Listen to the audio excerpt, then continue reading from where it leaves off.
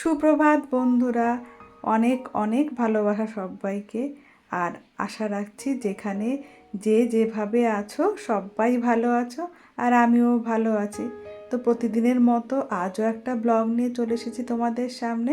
আশা রাখছি তোমাদের ভালো লাগবে। যদি একটুও ভালো লেগে থাকে তবে অবশ্যই একটু লাইক করে দিও আর সাবস্ক্রাইব করতে ভুলো না। আর যারা আমার পুরনো বন্ধু, এতদিন ধরে আমার পাশে আছো, সাথে আছো, তাদেরকে অনেক অনেক ধন্যবাদ আর ভালোবাসা আমার পাশে থাকার জন্য। আর যারা নতুন বন্ধু, যারা এখনও সাবস্ক্রাইব করে পারোনি, তারা কিন্তু অবশ্যই করে দিও। আর কমেন্ট বক্সে তোমাদের একটা মূল্যবান মন্তব্য আমাকে করে দিও। তো সকালবেলা আমার এই ব্লগে তোমাদের সকলকে স্বাগত জানাই। আর এই যে সকালবেলা জল থাকতে থাকতেই সব কাচাকুচি হয়ে যায়, আর তারপরে জামা কাপড়গুলো মেললাম। আর দেখলাম ভালো বেশ রোদ উঠেছে, আর তার জন্যই আমি ওই জিরেগুলো রোদ্দুর দিয়ে দিচ্ছি। আমি এখন ওই যে বর্ষার দিন একটু স্যাঁতস্যাঁতে ভাব হয়ে যায় সব কিছুতে, আর পোকাগুলো বেশি ধরে। এই কারণে আমি প্রত্যেক দিন কিছু না কিছু রোদ্দুরে দিই। কোনো দিনও লঙ্কা, কোনো দিন জিরে, কোনো দিন ডাল, আবার কোনো দিন ওই যে তরকা থাকে, তারপর মটর থাকে, যা থাকে সব আমি একটা একটা করে রোদ্দুরে দিয়ে সব রেখে যাচ্ছি। তার কারণ ওই যে বাড়ি যাব, সব কিছু যাওয়ার আগে তো একটু গুছিয়ে রাখতে হবে। আর বাগানে দেখলাম অনেক কুমড়ো ফুল ফুটেছে, প্রত্যেক দিনই ফুটছে। এটা একদিনের না, দুদিনের। তো ভাজা আর কত খাওয়া যায়, আর সেটা খাওয়াও তো ভালো না, মুখরোচক, তার জন্য একদিন দুদিন ঠিক আছে, কিন্তু প্রত্যেক দিন খাওয়া তো ভালো না, অনেক তেল খাওয়া হয়ে যায়। তো সেই কারণে ভাবলাম আজকে একটু দেখি অন্যরকম রেসিপি করে দেখি। কোনো দিনও করিনি এইভাবে, প্রথম করছি। আর যেহেতু অনেক ফুল ফুটেছে, এই ফুল দিয়ে কতইবার ভাজা খাওয়া যায়, নষ্ট করব, তাই দুদিন ফ্রিজে তুলে রেখেছিলাম, সেইটা আজকে রান্না করব। ওই একটু কালো জিরে আর একটু লঙ্কা চিরে একদম প্লেনভাবে রান্না করব। আর সবজি দেখবে যত কালারিং খাওয়া যায় শরীরের পক্ষে কিন্তু তত উপকার। আর আজ রান্না হবে এই যে কুমড়ো ফুলের একটু তরকারি, আর এই যে লোটে মাছ দিয়ে, মানে ঝোল না, একটু ঝরা ঝরা করে শুকনো শুকনো করে রান্না করব। আর এই যে পমফ্রেট মাছটা দেখতে পাচ্ছ, ওই মাছ দিয়ে একটু সর্ষে বাটা দিয়ে ঝোল করব। ব্যাস, আজকের রান্না শেষ। আর ওই বাচ্চাদের জন্য একটু ডাল আছে, আর সঙ্গে একটু ডিম সেদ্ধ বা ভাজা দিয়ে দেবো, তাতেই ওদের হয়ে যাবে, ওরা এইগুলো খেতে পারবে না। আর বিকালের জন্য একটু ছোলা আর একটু মটর ভিজিয়ে রেখেছি বিকালের টিফিনের জন্য। আর একেবারেই রান্না করতে এসছি। আজকে কিন্তু মনটা বেশ খারাপ, তার কারণ ওই সকালবেলা বাগানে জামা কাপড় মেলার পরে ফুল তুলতে গেছিলাম, গিয়ে দেখি আমার বাগানে বেশ বড় একটা সর্বনাশ হয়েছে।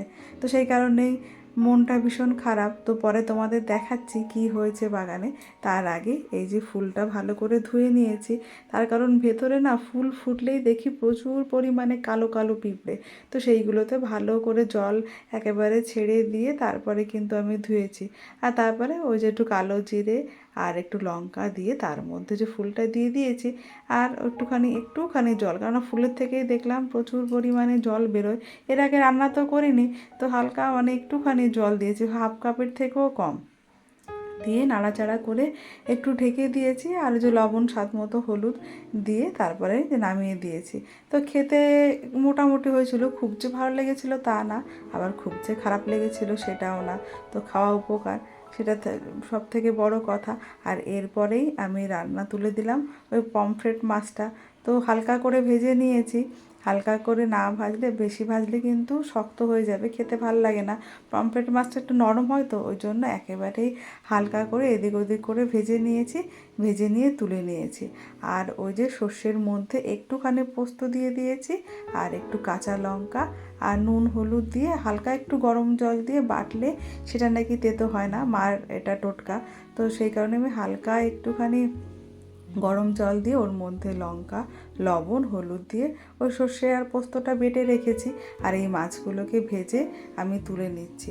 আর এই তরকারিটা রান্না করার সময় কিন্তু বিশাল বড় অ্যাক্সিডেন্ট হয়ে যেত, খুব বাঁচা বেঁচে গেছিলো, তেল ছিটে গায়ে লাগে।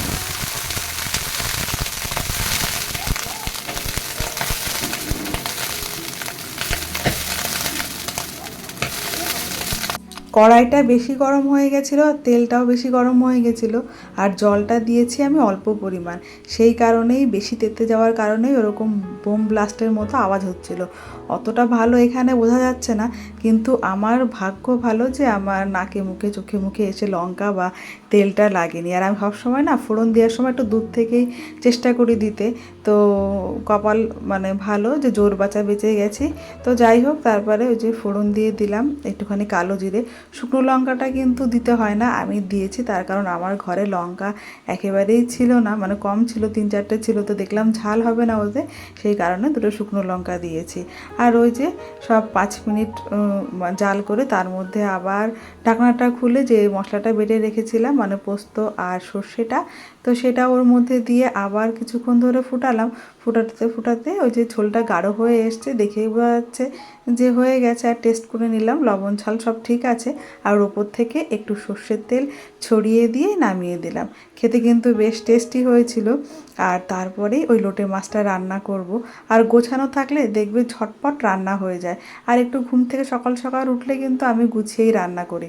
আর যদি খুব ব্যস্ততা থাকে তাহলে আমি কাটতে কাটতেই রান্না করি, সেটা একটু তাড়াতাড়ি হয়ে যায়। আর গুছিয়ে করলেও গোছানোটা একটু সময় লাগে, তারপরে কিন্তু রান্নাটা বেশ তাড়াতাড়ি হয়ে যায়।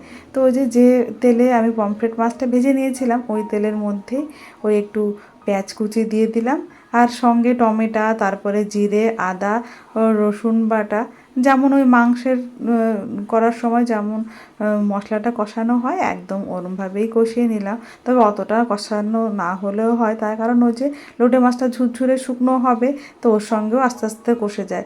তো যখন সব কিছু নরম হয়ে গেল, ওই তার মধ্যে একটু হলুদ, লঙ্কা গুঁড়ো আর একটু লবণ দিয়ে দিয়েছি, আর লোটে মাছগুলো দিয়ে দিলাম। আর লোটে মাছ থেকে দেখবে প্রচুর পরিমাণে জল বেরোয়, ভীষণ জল বেরোয়, তো ওরা ঢেকে ঢেকে রান্না করলে একটু তাড়াতাড়ি হয়।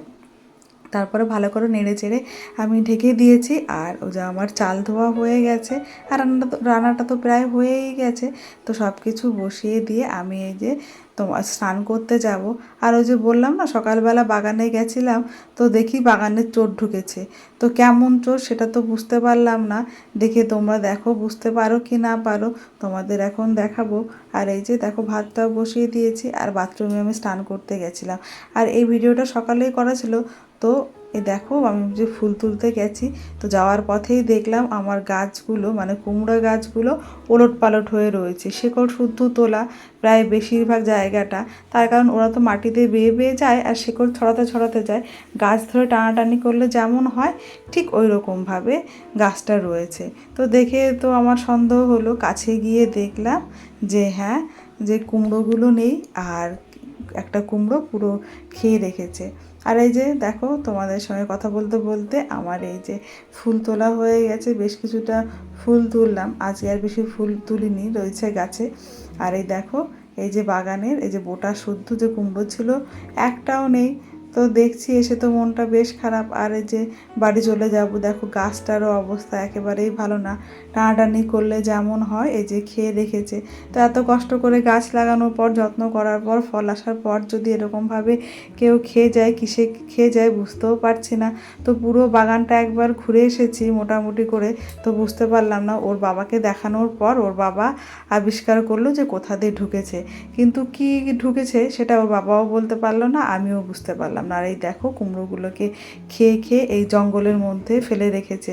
আর তারপরে ওদের দেখলাম যে কোথা দিয়ে কী ঢুকেছে, টপকে ঢুকেছে না নিচে দিয়ে ঢুকেছে, তো কোথা দিয়ে না খুঁজে পেয়ে শেষমেশ দেখলাম একটা 2-3 জায়গায় গর্ত করেছে। এই যে এইখান দিয়ে ঢোকার চেষ্টা করেছিল, পারেনি, ওখান দিয়ে আমার চারপাশে বেড়া দেওয়া আছে, তো আর বেড়ায় বেশ কাটা আছে, গায়ে লাগবে, তো ওখান দিয়ে চেষ্টা করেছিল। আর এখান দিয়ে বেরোনোর চেষ্টা করেছিল, এখানেও দেখলাম মাটি কিছুটা খোঁড়া রয়েছে। তো চারপাশে ঘুরে তারপরে দেখলাম বাগানে বেশ বড় একটা সাইডে গর্ত করা রয়েছে। রয়েছে, ওই যে চড়ে শীত কাটলে যেমন হয় না মাটির ঘরে, ঠিক তেমন করে রয়েছে। আর পেছনটা কিন্তু আমার জঙ্গলে ভর্তি, প্রচণ্ড জঙ্গল, মানে দেখাই যায় না কিছু। তো ওই যে দেখো কেমন গর্ত করেছে, পুরো ওদিক দিয়ে গর্ত করে ওই পাশ দিয়ে মাটিটা ফেলেছে। আর দেখো সাইডে কিন্তু প্রচণ্ড পরিমাণ জঙ্গল, এখান দিয়ে মানে গরু বাছুর আসাও মুশকিল।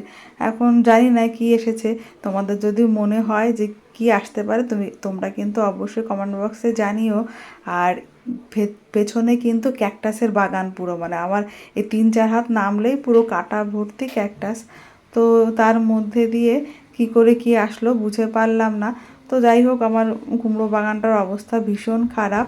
আর আমার এই ব্লগটা শেষের দিকে, তোমাদের কেমন লাগলো অবশ্যই বলো। ভালো থেকো, সুস্থ থাকো, আর মন খারাপ নিয়ে বিদায়।